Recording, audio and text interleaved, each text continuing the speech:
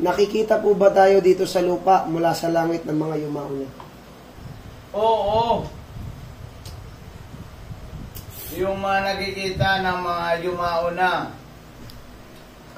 yumaong Diyos ang nakakita sa atin. Ang yumaong tao ay hindi nakakita. Hindi niya nakikita ang mga taong nandito sa lupa.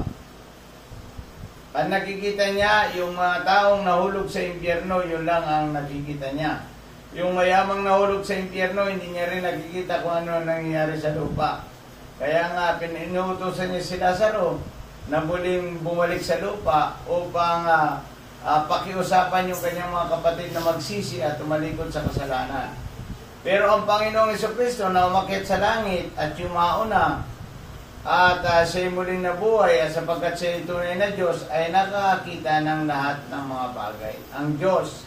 Pero yung mga tao na namatay na ay hindi niya na nakikita tayo.